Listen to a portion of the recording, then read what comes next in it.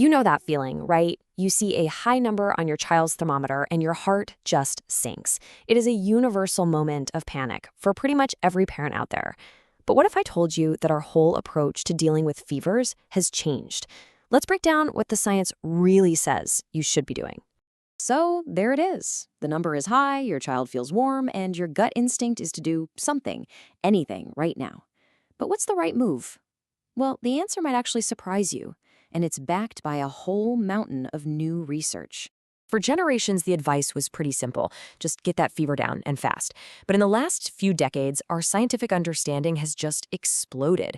And that's led to a complete shift in how we approach this, a way that's a whole lot smarter and, honestly, much more effective. I mean, just look at the sheer scale of this. We've gone from a small handful of studies each year in the 90s to literally hundreds and hundreds today. All this new knowledge is exactly why the medical advice you'll hear now looks so different from what our parents were probably told. And with all that new research, it turns out some of those old habits have been proven to be, well, not just ineffective, but actually working against you. So let's go ahead and tackle the biggest myth of them all. It makes a certain kind of sense, doesn't it? The body is hot, so applying something cold should cool it down. It's a really common reaction, but it's based on a total misunderstanding of how a fever actually works inside the body. So here's the problem in a nutshell. When you put something cold on the skin, the body's natural response is to freak out a little and start shivering to generate more heat. So you're actually working against yourself, all while making your kid feel pretty miserable. Physiologically, that ice pack is just not your friend here. And look, you don't have to take my word for it. The evidence is just overwhelming. In a major clinical report, the American Academy of Pediatrics put it plainly: external cooling is ineffective and uncomfortable. When the top authority on children's health says it that clearly, we should probably listen. It's time for a much better toolkit. Okay, so if ice packs are out, what should you do? The modern approach is all about comfort and support, using methods that are proven to be both effective and, really importantly, safe. Modern guidelines really boil down to these three simple pillars. They're easy to remember, and they shift the focus away from just fighting the fever and onto actually caring for the child. So let's take a quick look at each one. First up, physical comfort. You should never, ever underestimate the power of a simple hug. It can dramatically reduce a child's anxiety and distress. Now, let's be super clear. This is not going to lower their temperature. It won't. But what it does is provide that crucial emotional support that just helps them feel better overall. Second, hydration. Fevers are hard work for the body. They burn through a ton of fluids. So keeping your child hydrated with water, juice, popsicles, whatever they'll take, is absolutely essential. Again, this isn't about bringing down the number on the thermometer. It's about preventing dehydration and just improving their general well-being. And that brings us to the third pillar, which is truly the single most effective tool we have for managing both the fever itself and all the aches and discomfort that come with it.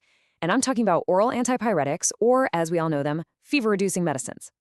We're really just talking about acetaminophen and ibuprofen.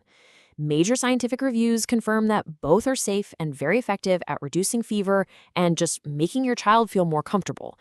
What's really interesting is that a huge 2024 analysis found that ibuprofen might be a little bit more effective at actually bringing the temperature down, but the key takeaway here is that both are excellent choices when you use them correctly. So let's just put it all together on one screen. This table makes the evidence crystal clear, right? Ice packs, not recommended. They fail on both fever reduction and comfort. A parent's hug, awesome for comfort, but it's not going to change the temperature. Hydration, absolutely essential for well-being. And finally, oral antipyretics, they're the only tool that effectively checks both boxes, reducing the fever and improving comfort. All of this leads us to a really fundamental shift in thinking, a new golden rule for how parents should think about their child's fever. And here it is. This is the big one. Treat the child, not the number. Just let that sink in for a second. Your primary goal is not to chase a normal temperature. Your goal is to make your child comfortable. A fever is just the body's natural response to an infection. Our job isn't to stamp it out at all costs, but to ease the discomfort it can cause. So what does this actually mean in practice?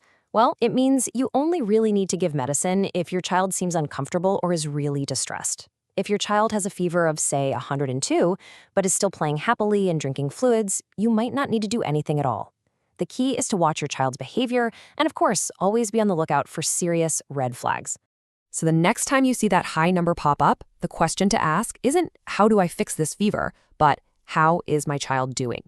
By focusing on their comfort instead of just that number, you can manage their illness more calmly and way more effectively, all while being armed with the best evidence science has to offer.